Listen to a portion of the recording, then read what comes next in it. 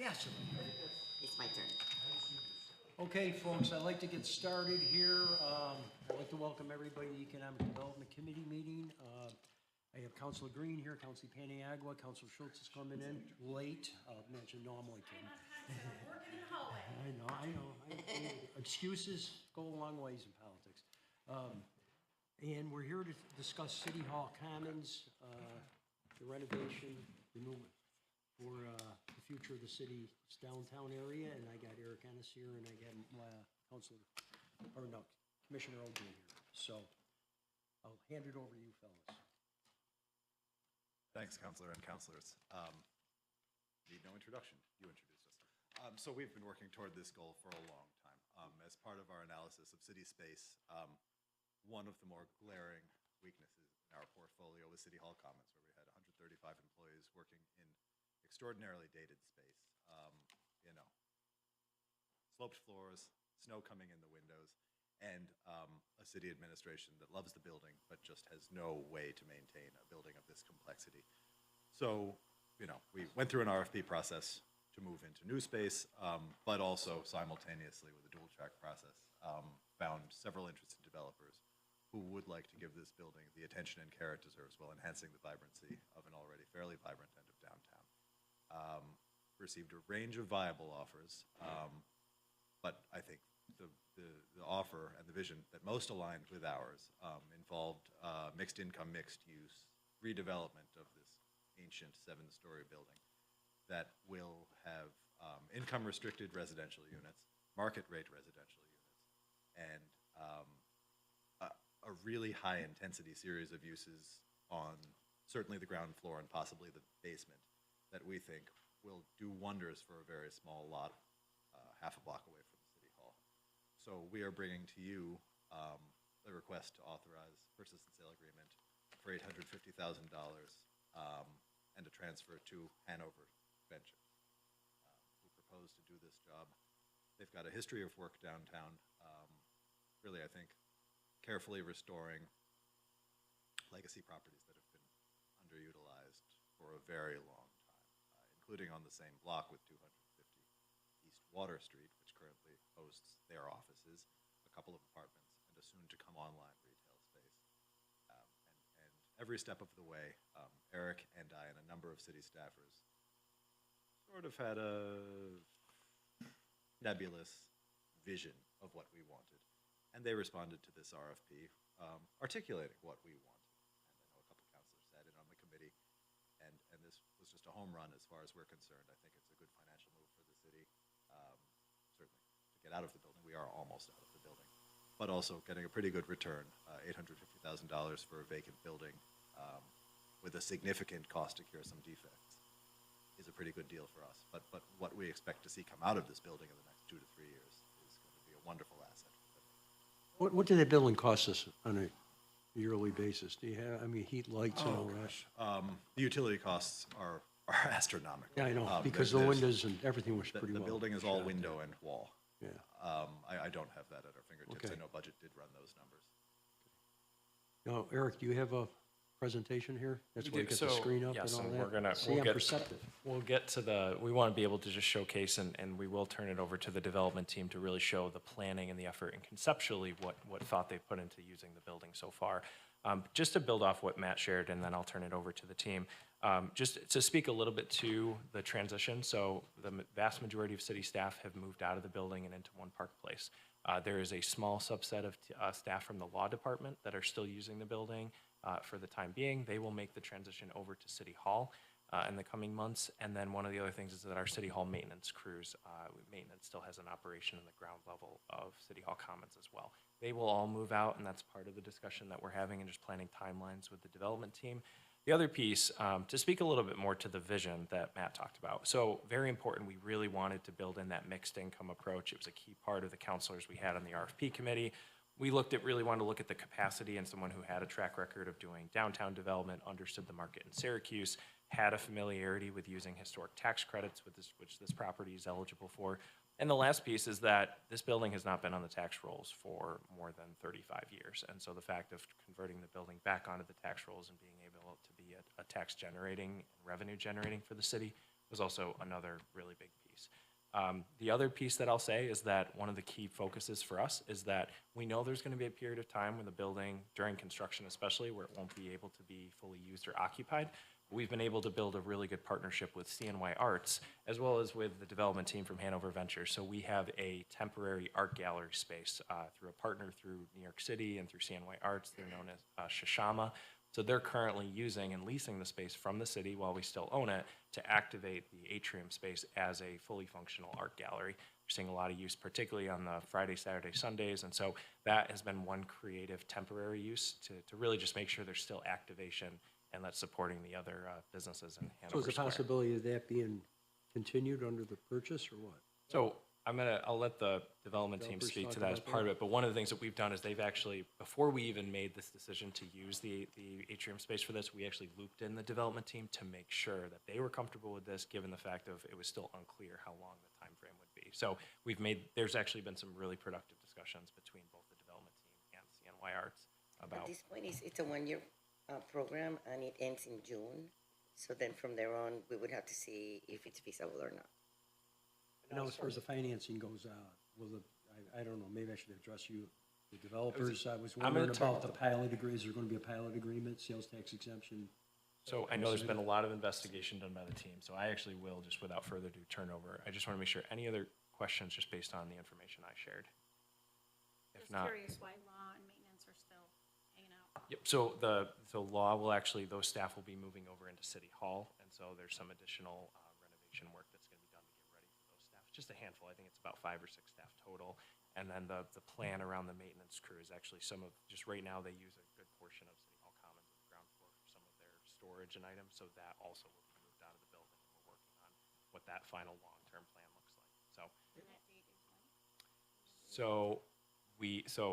Coming months, we don't have the actual date officially solidified for law. And then one of the things we're working on as well is the official sale date as we continue to work on the final timeline for them to secure financing and all of the other items. So still to be determined on some of those final pieces to move out of the building. So are we paying full utilities still, that building? So it is, With the temporary the vast over that? majority of the building, you're not seeing as much lighting use. Certainly, we still want to heat the building to make sure that it's being used through the winter. But we can confirm this with budget, but what I anticipate is that those utility costs have gone down because of the fact that the building isn't being used by as many staff. Is the building locked? For Absolutely. staff to get in Yep, so what versus the security? Exactly. So what we've done is we have secured the building, and then we've actually now, because again, we wanted to have more eyes and presence in the building beyond just the staff in there. So Shishama also has full understanding of our security protocol, but the building is locked and secured. It's open to the public when the art gallery is staffed, meaning that you can walk into the atrium, but all of the other city office spaces are secured. Do we have, I know we may not have an exact date, but if council were to approve this, do we have a ballpark closing? Like what quarter or when we think would be? Yep, so I think, and maybe I want to turn it over to the staff in just a moment. I think that one of the things that's important for us is just making sure the full financing package and all that is secured. I think that what you're going to see is the vast majority of 2024 is really going to be taking what they've already done, the planning, the investigation, the opportunities we talked about for development financing. I think they can also speak to funding they've already been able to go ahead and secure. I think that what you're going to see is over the next 12 months, that's going to be kind of where we go from securing all the financing, and then the city would be able to actually execute that sale agreement. Eric, I was a little late, right? And I don't know if you talked about this because I'm just curious to know because I sat on the RFP. So what is the mix? Is it going to be mixed use? What's the mixed use there? Yeah, so that's a perfect segue. I think what I'm going to do is I'm going to turn it over to the team because they can speak to that. I'm going to get up. I have to play tech support a little bit, so I'm going to pull up the plans conceptually, and then they'll be able to speak to those. So, without further ado, I'll introduce Adam Fumarella as well as Luke Esposito. Good morning, everyone. Counselors, thank you so much. As Eric indicated, Adam Fumarola, my partner Luke Esposito from Hanover. As you'll all remember, we were awarded the right to acquire the building pursuant to an executed letter of intent before the city moved out. City has now officially moved out, and what we've done, hopefully today, to show you is some preliminary legwork, some honestly some extensive preliminary legwork about what we envision this property will look like, what it'll contain, some ideas, all very preliminary. We have not, the goal here is to execute a purchase and sale contract. That purchase and sale contract affords us an 8-month due diligence period with a 90-day closing. At this point, all we want to do is execute the purchase and sale agreement so that we can take the next step and really dig our teeth in and make some progress on some of the things that we've already done, including some fairly extensive architectural and rendering work. So what we've got here are 3 different slides. One single vantage point during the day is this first slide. This is a rendering of the exterior of the building, some light work on the atrium, some activation of the park, and really the restoration of this building. As Eric or Matt indicated, we anticipate historic tax credits being a significant portion of the equity on this building. As such, restoration of this building in the fashion you're seeing before you is not just our expectation from an aesthetic perspective, but also likely required for those historic tax credits. We can click the next vantage point. What? So we have 2 of the same vantage point, one during the day, one at night. That middle one, we're having trouble. There it is. So that shows you some of the light touch work we've contemplated for the atrium. What it also shows, and I think what excites us, is the notion of reorienting the entrance of the atrium to line up with the original entrance of the building. We just think it'll activate the space a little stronger, maybe speaks a little bit to the history of the building, but keeping the atrium in place. I and Luke and our partners are real fans of that atrium. How do we activate that atrium for the use of not just the occupants of the building, but also the community at large, right? So activating both the vertical community and the horizontal community. Okay, so you're gonna still leave that open for community use? So if you click one more, it might be a little bit easier to see. I don't think we've designated an actual use for the atrium, but what we're contemplating is at least commercial use of some kind. Restaurant, an art space. At this point, we're really just investigating all the possible uses. So open to the public for sure, something that activates, something that we would hope can kind of speak to the courtyard and have the courtyard speak back to that space, both. Can I, just to build on that a little bit, President Hudson, I know I've heard from people that were involved in the decision from the city to close East Genesee Street when it happened, and they regret it, candidly, because I think the city has done a very poor job of activating that space. I mean, we kind of use it as like an overflow conference room, and as a result, it has made the storefronts in the State Tower building much less attractive, right? Because you really need to know you're going to a store there to make it work. So I think to the extent that you guys are able to do things that would draw people in and really activate that space, it's such a naturally beautiful corridor, but there's nothing to do there, right? And so I think if there was to be something really unique, it'd be one of the best places to convene in Syracuse. So Yeah. And historically, as I mentioned to Luke, Pastabilities started in that building. Right. Yeah, 35 years ago, 40 Right. years ago. So. Yeah, I mean, I think from our perspective, it's a foregone conclusion, the notion of using that atrium in a way that not just benefits the atrium, not just benefits the building, but benefits the courtyard and the entirety of Hanover Square. I mean, I think, Counselor, your point is a good one, that now it's destination, right? You go there because you know what you want to do. Our hope would be to attract folks to kind of traverse this area, use the indoor space, not use the indoor space, but create some sort of vibrancy in and around that space, for sure. If you were to, as an example, you just use the restaurant. So you would then make the space feasible with whatever it's needed to, for a restaurant to operate.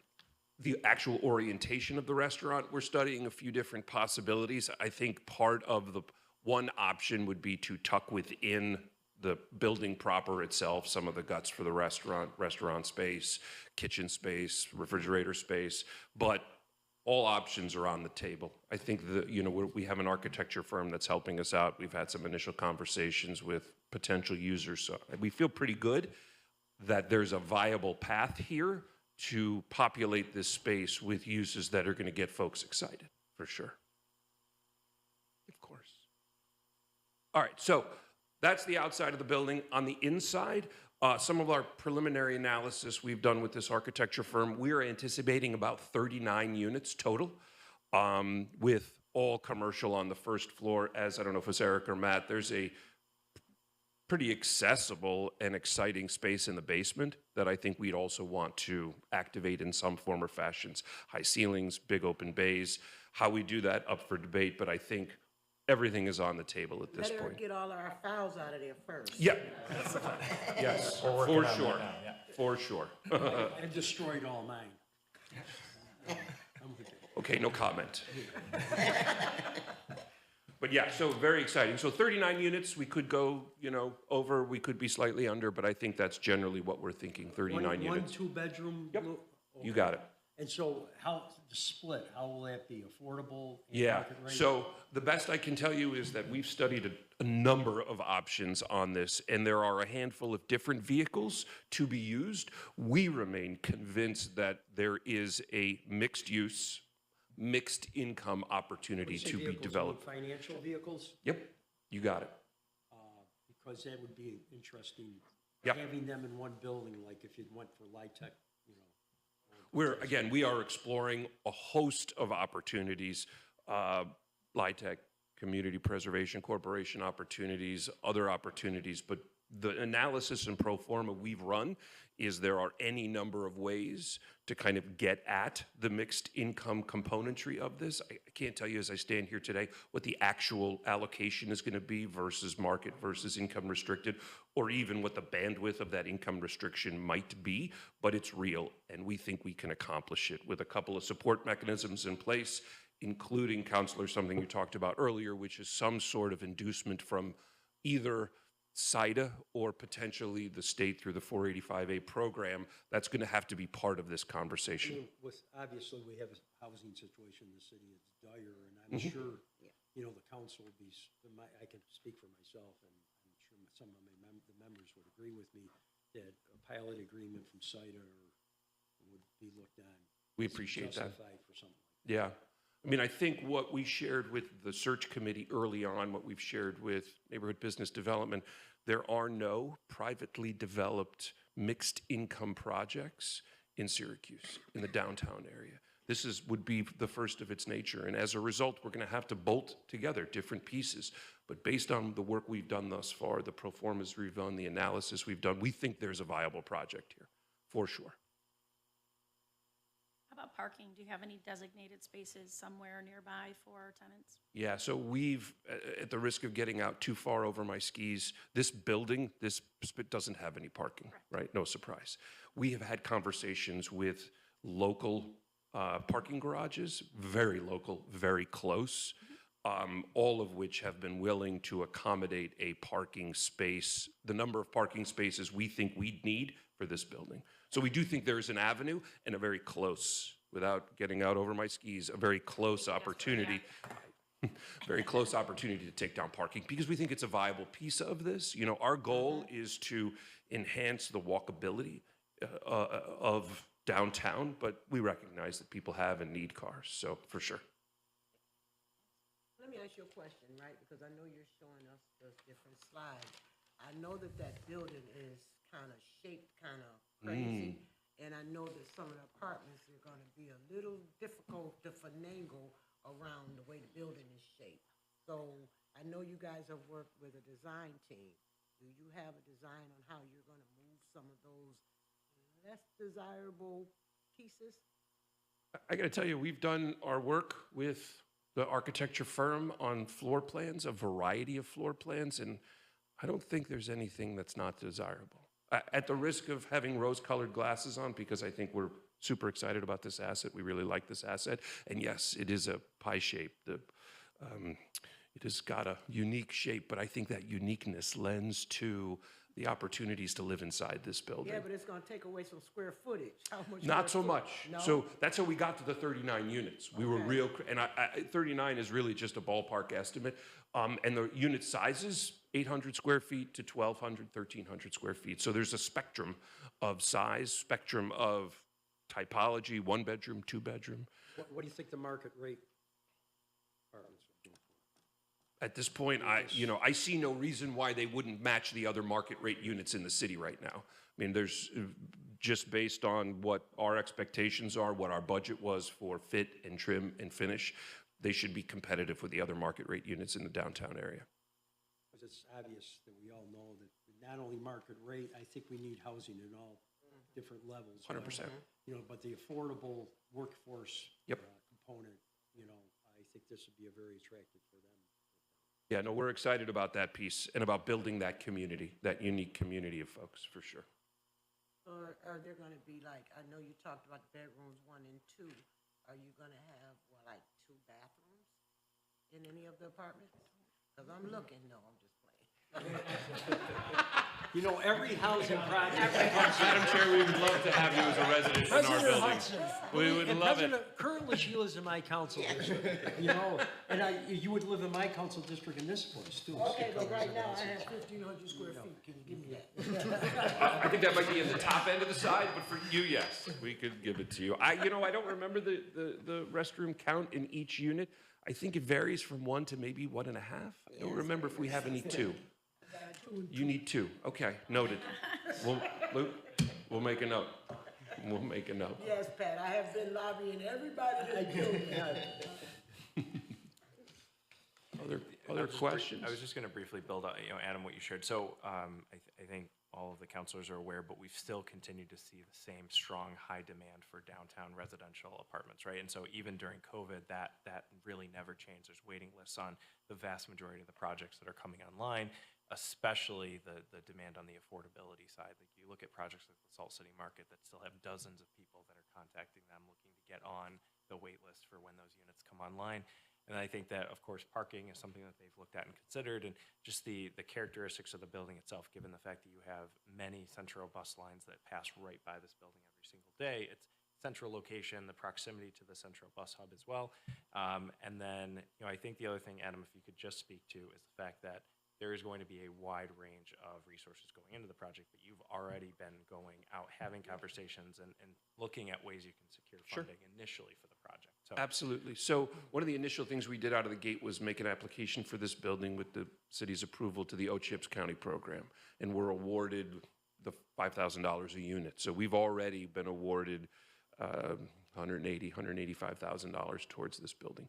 We continue to kind of dive deep into other potential grant opportunities. We had conversed with Eric and team about Restore New York earlier on. It wasn't the right time, but maybe that's another opportunity. We have had lengthy conversations with multiple historic tax credit opportunities, both on the bank side and the syndication side. We think there's real opportunity for historic tax credits and other potential opportunities, all of which I think we feel, when I say we think there's a viable mixed income project here, it is all the sources of income. We think there's a way to take them down. Might need your help, but we do think there's opportunity here to, like I said, kind of bolt together different opportunities, different sources of revenue, different bank financing. We've had some conversations with some of our local lending partners here in Syracuse. There's interest for sure. I think that energy was evident before COVID hit about downtown, and indeed about a bunch of our neighborhoods. And now it's good to see a project like this, which will energize that whole area. You get an extra 70, 80 people living in that area, the restaurants on Hanover Square and all that. So I think this is terrific. We're hoping they like bagels. We don't know? Luke's. No. We're just hoping. I don't have anything else to say. What I wanted to do was really open up the floor as much as possible for questions. So we were making sure we hit on your concerns and questions. So what's the square footage for the commercial space that you're talking about on the first floor? So first floor total, the floor plate is about 6,000 square feet, the floor plate. The atrium is another, what did we say, 45? I was going to say 4,500.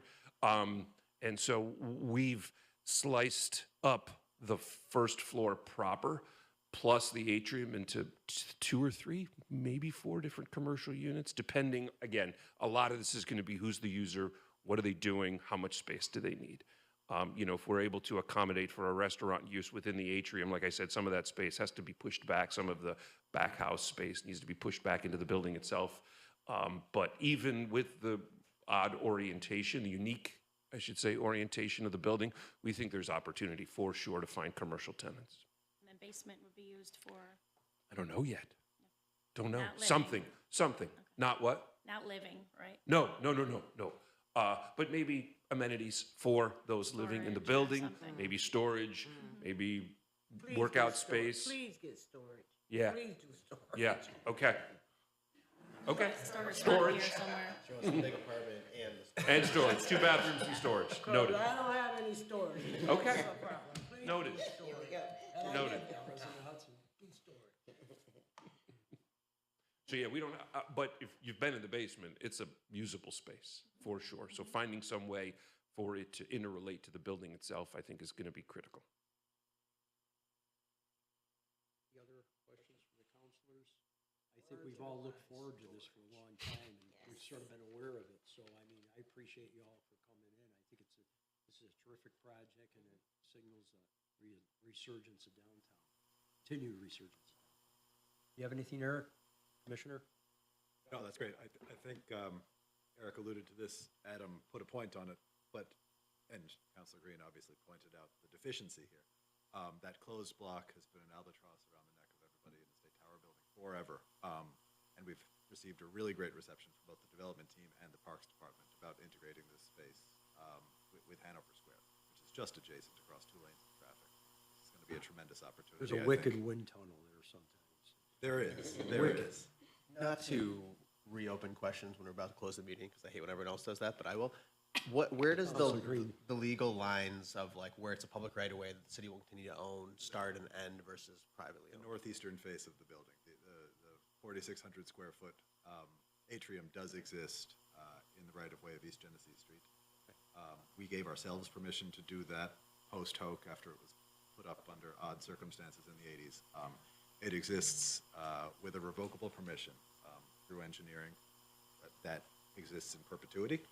Well, or until engineering removes that, but it is totally permitted here, and we don't believe that relationship is going to change for the foreseeable future. We think this is a great amenity to the block. And any possible change, I mean, we would do in conjunction with all the businesses, obviously, and with the Parks Department. I think we have some very creative people over in the parks. So. We do. I wouldn't speak for Parks, but everybody we've spoken to is just thrilled about these guys' openness to working with them to revitalize both public spaces. But is it a park or is it It is controlled right away? strictly right of way. So, quick question about what you said about the odd atrium. I know Kate Atwater's in the audience here. What, did Landmark Preservation approve that structure back when?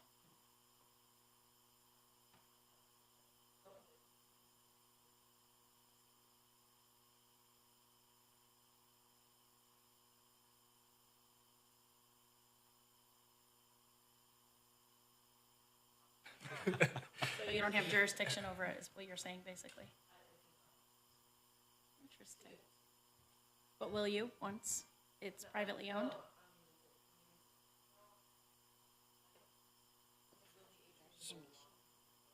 Well, so Kate, maybe one thing to clarify, and you may want to come up, but just this project, as far the redevelopment itself, it will trigger review by the Landmark Preservation Board for the whole project, the encompassing the development. Yes, so.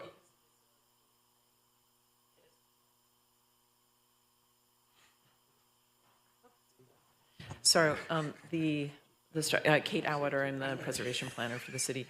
The building, the City Hall Commons, is part of the Hanover Square Preservation District, as well as being on the National Register. So exterior alterations to the building will require a certificate of appropriateness. But if you're going through the whole tax credit process, then we can do that in tandem and make sure that we're all working in sync, so. Just to add, it was just a few years ago, and we kind of recognized the irony of giving ourselves the revocable permission, but that was basically the legal vehicle for the atrium itself to exist in the right-of-way. So it's fully permitted by our sense, but dating back to the 80s when this renovation was done, there's a long-standing history of it, but initially that developer never had secured the original approval, so we went ahead and we did that as the current owner. And then that's part of what they're buying. Correct. Okay. Yeah, and I'm not, yeah, I'm That's the not way questioning to that, I'm just questioning the historic integrity of And- that structure. And any alterations to the atrium itself that would be a non-contributing feature of that building too. So what would be assessed would be what is the impact to the historic property in terms of what you're doing on to the atrium. So I think there's a fair amount of latitude, given that it's already City there. privilege. Had you suggested you wanted to build it, then maybe there would have been Be a little further different. conversation, but Thank you for Yeah. that. Okay, we got that cleared up. Is there no other questions? I'll ask for a motion to adjourn. Okay. Thank you. Thank you Okay, for the thank you. meeting. Thanks, again. everybody. Thank you. Thanks all.